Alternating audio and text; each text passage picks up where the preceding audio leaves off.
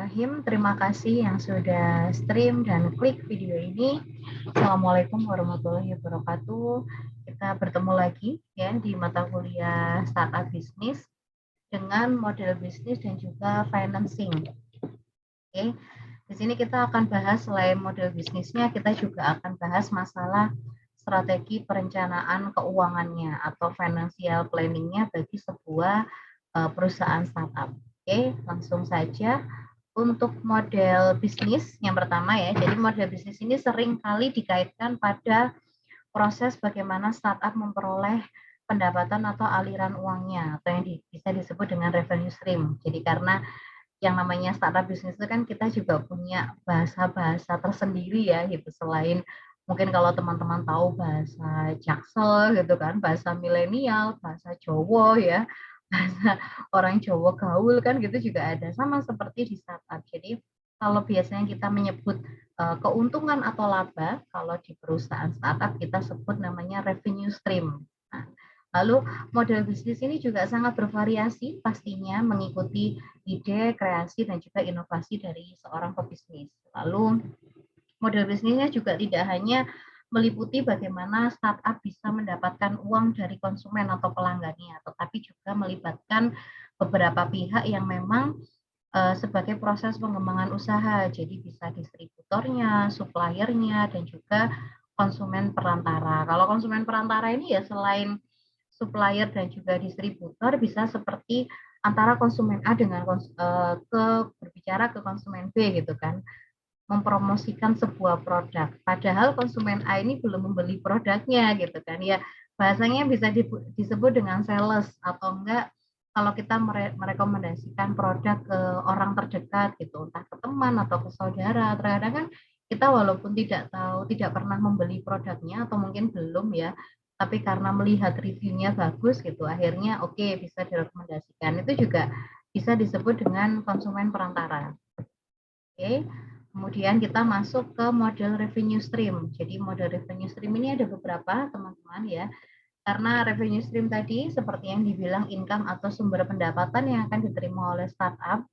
Jadi modelnya bermacam-macam. Ada yang namanya dynamic pricing. Jadi memberikan harga yang berbeda di situasi tertentu seperti jam-jam sibuk. Memang jam-jam sibuk itu bukan hanya jam bekerja saja. Jadi jam pada saat orang berbelanja gitu kan, mungkin menunggu flash sale atau mungkin menunggu event-event belanja yang lain gitu. Terkadang seperti itu juga bisa sebuah perusahaan startup mendapatkan keuntungannya. Kemudian availability-nya. Jadi mungkin kesediaannya stoknya ini lebih banyak kita dibandingkan perusahaan yang lain gitu kan. Itu juga mendapatkan keuntungan atau laba yang berbeda. Kemudian demanding penawarannya bisa seperti dalam bentuk promosi atau branding ya. Kemudian kompetitor. Kalau kompetitor di sini ya kita melihat kompetitor yang lain itu kira-kira memberikan harga dulu atau kuantitas dulu gitu, atau mungkin harga berpengaruh dengan kuantitas gitu kan, atau kualitas ya maksud saya,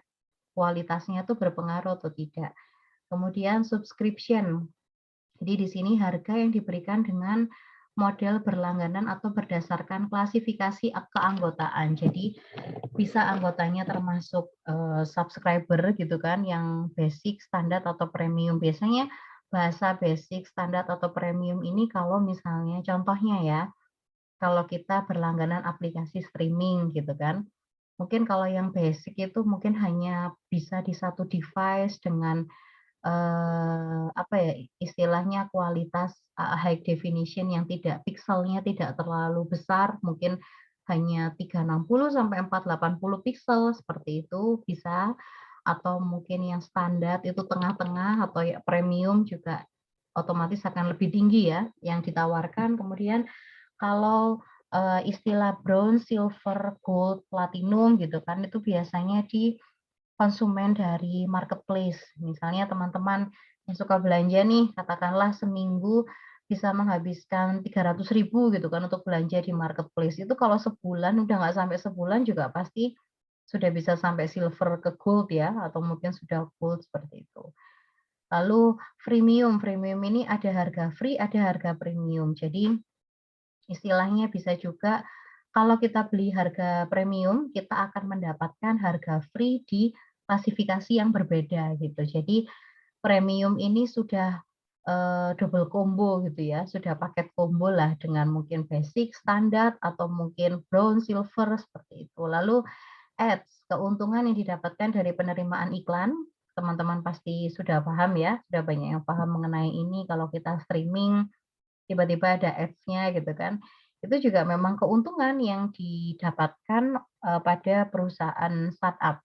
Lalu pay as you go, jadi pelanggan yang hanya membayar ketika mereka menggunakan layanan kita. Jadi misalnya nih teman-teman apa ya yang bisa bisa seminggu gitu, seminggu hanya menggunakan layanannya, kemudian ya setelah itu enggak gitu, kita juga bisa mungkin bayarnya mintanya per hari atau mungkin per jam, itu juga seperti itu. Jadi pada saat dibutuhkan aja gitu kan, baru dikenakan biaya. Lalu affiliation, jadi fee yang diambil ketika ada pihak yang bekerja sama dengan kita, gitu. Kalau bukan afiliator yang sekarang ya, kalau kaitkan dengan investasi, sebetulnya ya bisa. Jadi kalau di investasi yang ternyata abal-abal itu ya, seorang afiliator, mereka akan mendapatkan fee, mendapatkan keuntungan, mendapatkan uangnya lah kalau memang investor yang lain mengalami kerugian. Jadi mereka otomatis mendapatkan keuntungannya. Jadi semakin rugi orang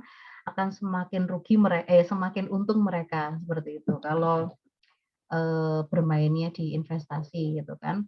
Karena investasi yang sekarang kan juga dari website ya, itu kan juga termasuk perusahaan startup juga. Jadi memang masih nyambung lah dengan ini. Kemudian commission atau komisi ya, yang jelas margin atau laba yang diambil dari pengguna. Kemudian virtual goods, jadi menyediakan fitur-fitur virtual yang bisa dimanfaatkan penyedia dan juga pengguna, kemudian nanti dibebankan biaya. Misalnya awalnya memang gratis mungkin pada saat install gitu kan, setelah download beberapa karena sudah banyak atau mungkin download-nya cuma bisa maksimal 10 gitu. Kemudian nanti kalau download ke-11-nya ternyata dikenakan biaya. Biasanya kalau teman-teman, mungkin yang suka desain, teman-teman yang suka desain biasanya kalau kita ingin ingin istilahnya mendownload background lah, entah itu background, entah itu kanvas gitu ya, itu biasanya kadang suka gini, 5 kali download free, tapi ke-6 kalinya harus dikenakan biaya. Nah, itu seperti itu, virtual goods sama saja dengan virtual goods. Kemudian classified ads, jadi pendapatan yang diperoleh dari penyedia atau vendor yang ingin diiklankan di pencarian pertama. Misalnya kalau kita masuk ke Instagram Ads, jadi kita memberikan produk kita atau mencantumkan produk kita di Instagram Ads, entah itu dari feed-nya atau dari story-nya gitu kan. Kalau pingin yang pertama sendiri muncul gitu kan, itu kita harus memang membayar ke pihak Instagram-nya. Contohnya seperti itu. Lalu project base, jadi melakukan kerjasama dengan brand dengan mensponsorkan brand mereka kepada pelanggan di periode tertentu. Jadi ya kalau misalnya sebuah perusahaan startup bekerja sama dengan satu selebgram, satu artis gitu kan, ya mungkin bisa seperti itu. Atau enggak sama-sama selebgramnya atau mungkin YouTuber ya, yang satunya mungkin YouTuber eh, teknologi yang biasanya review teknologi, yang satunya review makanan. Itu kan juga seperti itu. Kalau kita sudah kemarin materi-materi sebelumnya bahas juga masalah strategi branding ya. Kemudian ada licensing, jadi memberikan izin atau kepada pihak lain melalui perjanjian itu tadi dengan memanfaatkan aset yang dipunyai perusahaan. Lalu franchise, kalau franchise di sini membuka agen, jadi brandnya sama, produk yang dijual sama gitu, tapi dengan satu agen gitu. Jadi franchise ini sekarang juga sudah bisa tidak berbentuk building ya, atau mungkin bangunan gitu. Jadi tidak hanya offline, online sekarang pun juga ada. Misalnya kalau teman-teman mungkin supplier atau supplier dengan franchise produk kosmetik itu kan biasanya sekarang juga ada seperti itu. Lalu merchandise, data sales ya, sebelum ke merchandise ada data sales, jadi menjual data pelanggan pada pihak yang memerlukan. Misalnya kalau teman-teman mau nge-game gitu kan, kadang kan suka masuk lewat akun ya, beberapa game yang memang masuk lewat akun itu kan sama saja pihak dari yang punya akun kita, katakanlah email kita ya, menjual ke pihak game itu gitu. Tapi istilahnya bukan menjual ya, memang karena mereka punya kerjasama. Kalau memang mau main game ini, ya harus masuk dengan akun, sama seperti kalau sosial media lah.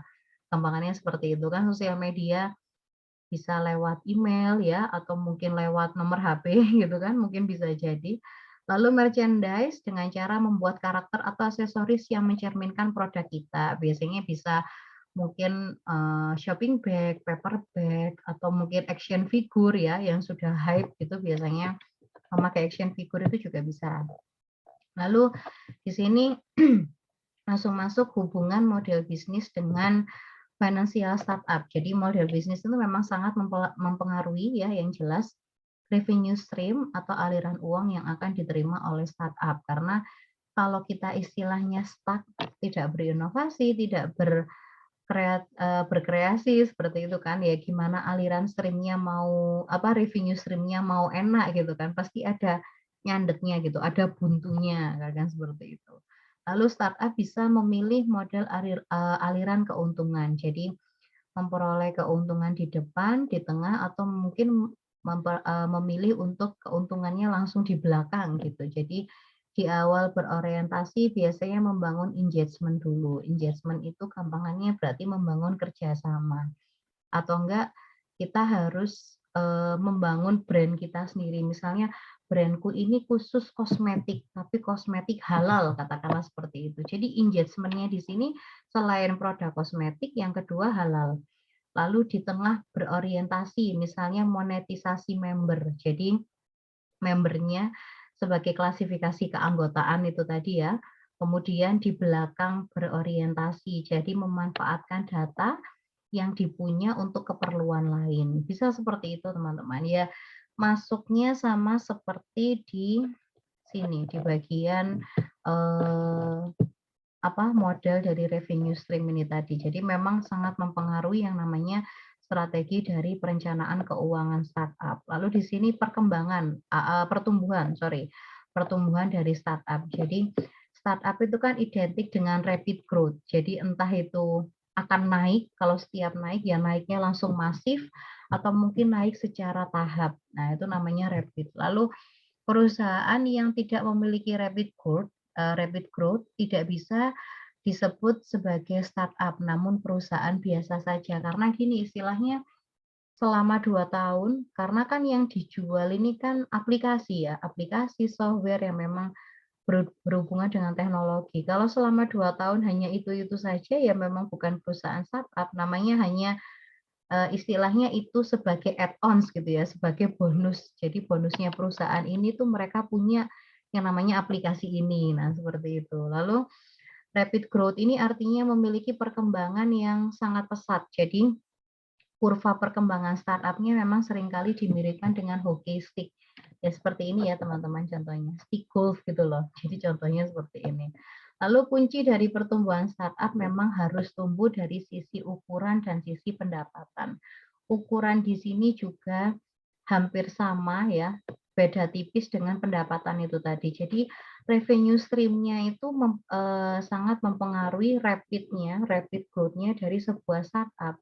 Kalau misalnya kita tidak punya revenue stream yang stabil, jadi aliran uang yang didapatkan atau income, sumber income yang tidak stabil, ya gimana kita mau punya kreasi ya. Istilahnya kita, oke, kita ada ide, tapi bagaimana cara kita mewujudkan ide tersebut kalau memang modal tidak ada gitu kan, atau memang dananya stuck di situ. Sama sih seperti itu. Oke. Lalu kita masuk ke startup financial cycle. Jadi di sini seperti ini ya, contohnya enterprise cash flow. Jadi ini aliran dana perusahaannya di sini. Kemudian di sini menandakan time atau waktunya. Lalu di sini dari enterprise financing, jadi keuangan.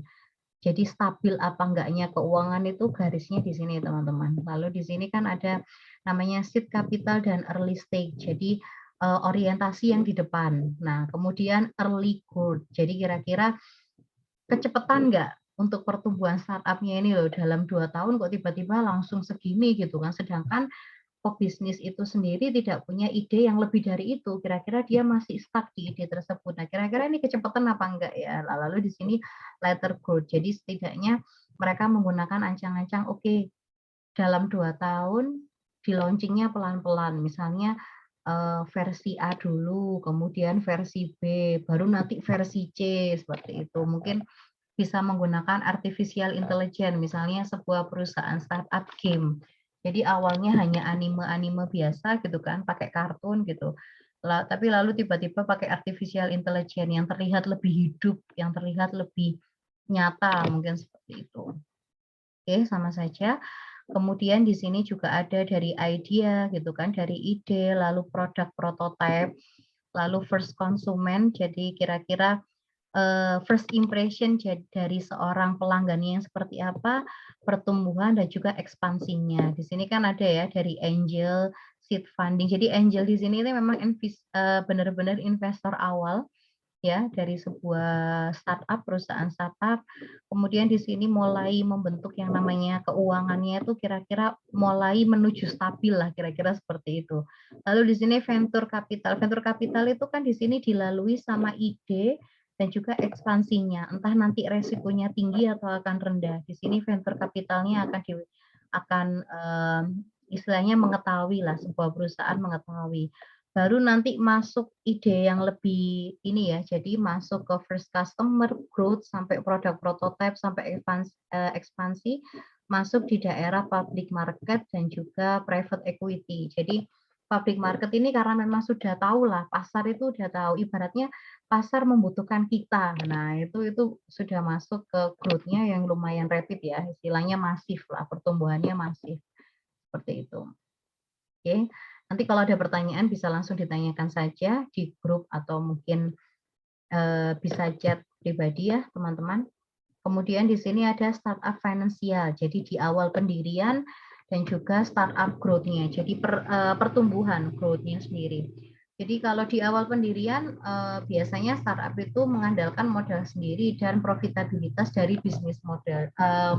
Jadi memang betul-betul mengandalkan modal sendiri itu tadi. Jadi memang mengandalkan yang namanya angel investor. Siapa orang yang istilahnya mau benar-benar menanamkan modalnya, kita itu memang bergantung pada itu. Nah, jadi kan di situ nanti akan menghasilkan yang namanya profit ya, profitabilitas, margin laba itu tadi, sebuah commission, lalu yang akan didapat dari sebuah bisnis model. Jadi ide, kreativitasnya itu tadi ya masuk ke situ. Lalu startup growth-nya, jadi pertumbuhannya itu seperti apa? Supaya startup itu bisa bertumbuh dengan pesat atau masif, maka startup membutuhkan yang namanya pendanaan dari investor. Jadi balik lagi kalau kita membahas di sini ya, masalah angel investor, seed funding, sampai akhirnya ke public market. Kalau di public market ini biasanya ekuitasnya akan lebih besar karena kan orang sudah ngerti nih perusahaan ini lumayan oke lah menanamkan modalnya di situ gitu. Walaupun angel investor memang termasuk istilahnya pemegang saham yang besar karena kan mereka pemodal pertama, orang yang memang investor pertama dari sebuah startup. Lalu di sini ada startup capital ya, bootstrapping yang pada saat itu sempat kita bahas di awal-awal pertemuan, kalau teman-teman masih ingat ya, bootstrapping. Jadi uang dari para founder dan FFF di sini itu triple F ya, friends, family, and fools. Fools itu istilahnya bukan para pembodoh atau apa, bukan teman-teman. Jadi bisa dikatakan para konsumen awal atau konsumen pertama yang memang mengakui keberadaan kita. Itu namanya fools ya. Jadi istilahnya bahasa slangnya itu seperti itu atau bahasa apa ya, plesetannya ya, seperti itu. Lalu competition ya, jadi ikut lomba dan juga menang itu pasti menjadi seorang winner atau menjadi seorang pemenang. Kemudian grant, hibah dari press funding gitu kan. Jadi kalau misalnya ikut pendanaan atau proposal gitu ya, kalau teman-teman pernah mengikuti yang namanya PKM, biasanya kan di situ buat proposal dulu, kemudian nanti akan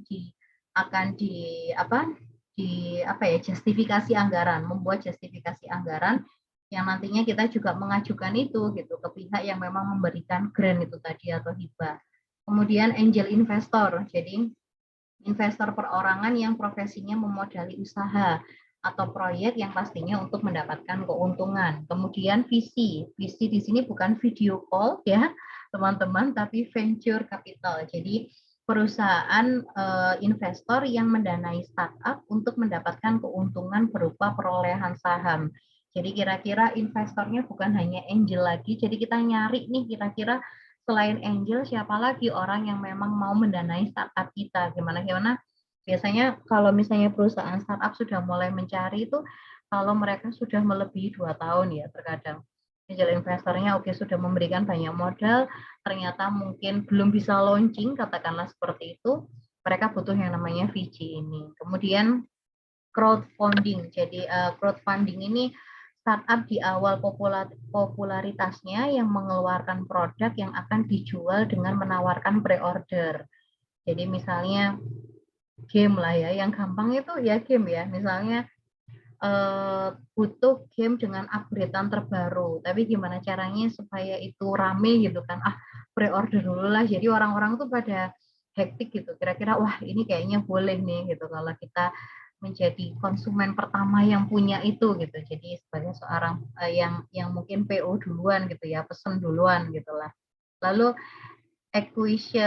acquisition atau merger atau strategi aliansi. Jadi aliansi strateginya ya istilahnya kita bekerja sama lalu kita menjadi satu, istilahnya seperti itu. Dilakukan startup ketika memang sudah berpikir untuk melakukan ekspansi atau exit strategi. Jadi kalau memang istilahnya tidak cukup dengan 1, 2, 3 investor, ya kita harus cari perusahaan startup lain yang mungkin kancahnya sama dengan kita, wilayahnya sama dengan kita, dalam arti misalnya sama-sama perusahaan yang menyediakan aplikasi streaming gitu kan, gimana caranya kita barengan nih gitu. Jadi menyediakan misalnya yang satu lebih ke film Korea, satunya ke Thailand atau Indonesia gitu ya, misalnya seperti itu. Juga salah satu startup kapital. Lalu di sini ada jenis pendanaan startup ya, yang tadi beberapa sudah show up di kurva ya atau di gambar tadi. Yang pertama jenis pendanaan preset funding. Jadi pendanaan tahap awal yang biasanya dilakukan secara mandiri. Itu tadi ya, dari orang-orang terdekat, entah itu friends, family, and fools.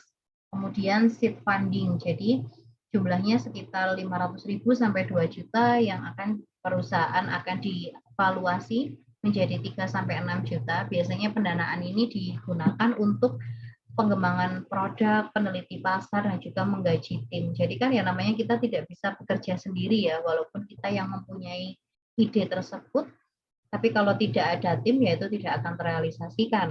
Kemudian series A funding sampai C. Ini perbedaannya tuh dari apa saja? Kalau series A biasanya sudah memiliki bukti perusahaan akan menjadi besar, dalam arti mereka sudah tahu nih omset yang akan mereka terima mungkin selama 5 tahun ke depan atau 5 tahun setelahnya, biasanya seperti itu juga valuasi antara 10 sampai 15 juta. Kemudian kalau series B, jadi pendanaan di fase ini dipakai untuk mengekspansi pasar dan juga tenaga kerja yang bisa meningkatkan daya saing dan juga kualitas. Biasanya valuasinya sekitar 30 sampai 60 juta. Jadi bisa dibilang 2 kali lipatnya ya, 2 kali lipatnya dari series A.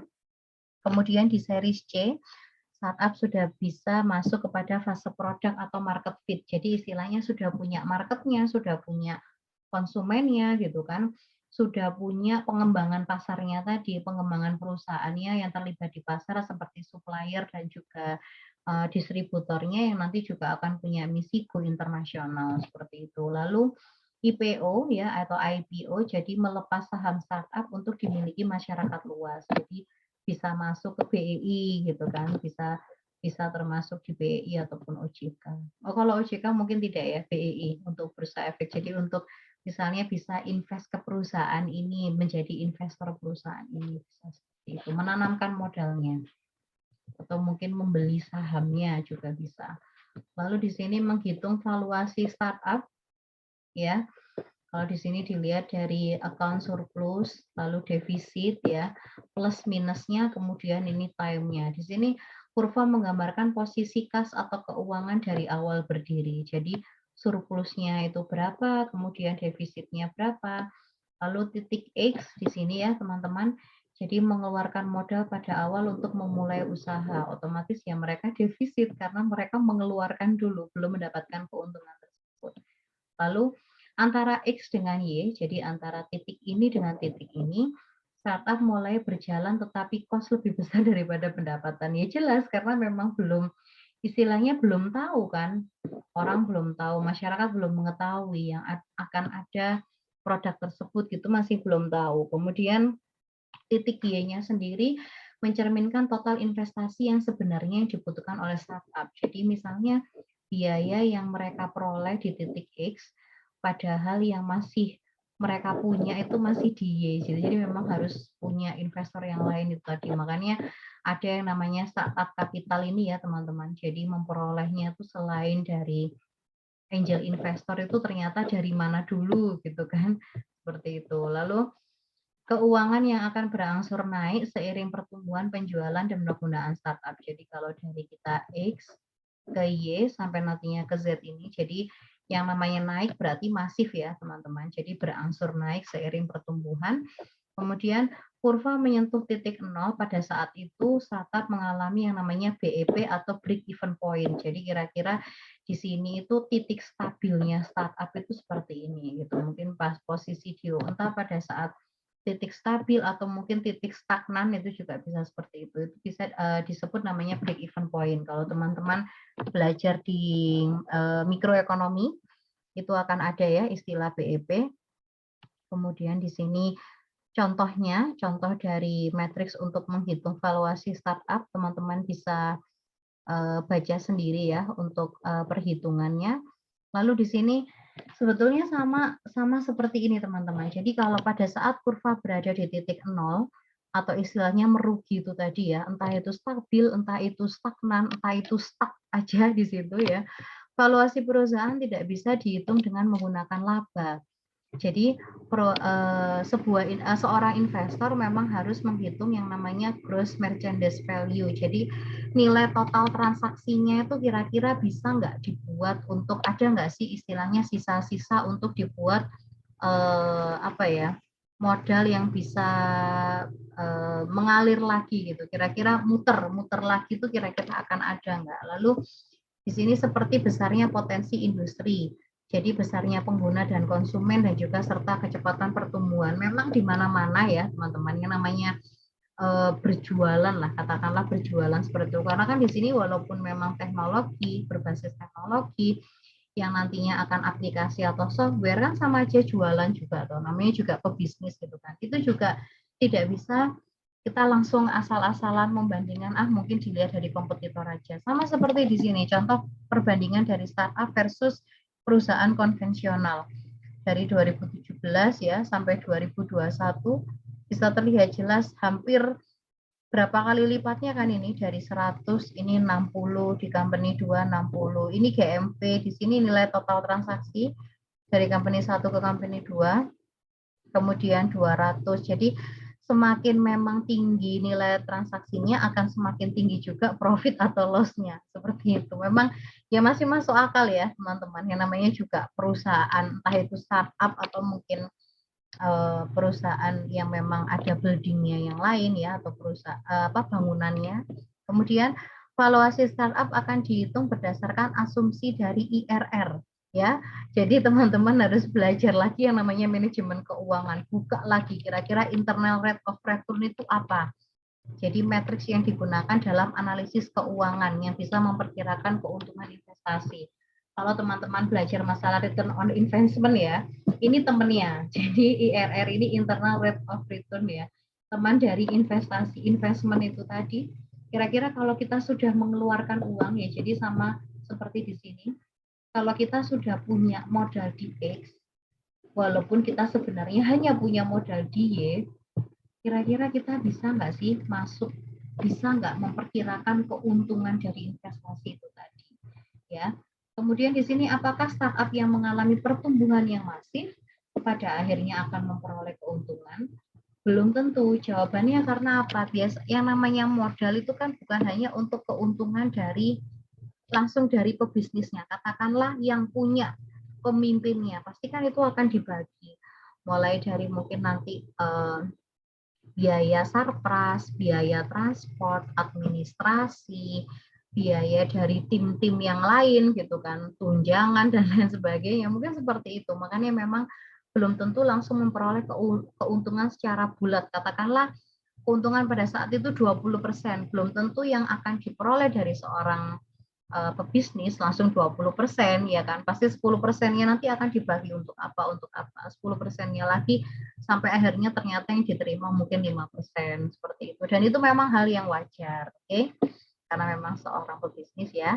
Kemudian apakah startup yang mengalami kerugian pada akhirnya akan gagal? Belum tentu juga, karena sama seperti di sini teman-teman.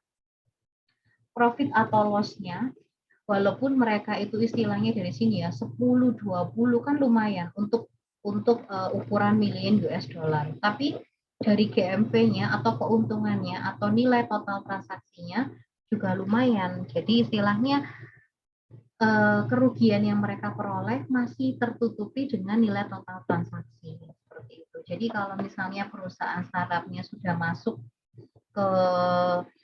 masuk ke kancah ini ya, istilahnya kita bisa membeli saham dari perusahaan tersebut, istilahnya tidak terlalu turun lah untuk nilai dari sahamnya gitu. Jadi masih bisa. Kemudian kalau teman-teman tahu berita Netflix ya, Netflix itu kan sekarang subscribernya turun. Jadi dari sebelumnya berapa turun 200.000. Akhirnya sahamnya pun benar-benar merosot. Dari yang harganya 700 bisa langsung jadi 100 gitu. Tapi apakah mereka pada akhirnya gagal? Belum tentu, karena memang sampai sekarang Netflix juga masih tetap ada ya, dengan beberapa series, film atau apa mungkin yang memang baru di situ masih tetap ada. Jadi memang belum tentu langsung sepenuhnya gatot gitu ya, atau gagal total, belum tentu. Jadi kuncinya startup memang harus mengejar pertumbuhan di kedua sisinya, yaitu dari sisi ukuran dan juga sisi pendapatan itu tadi.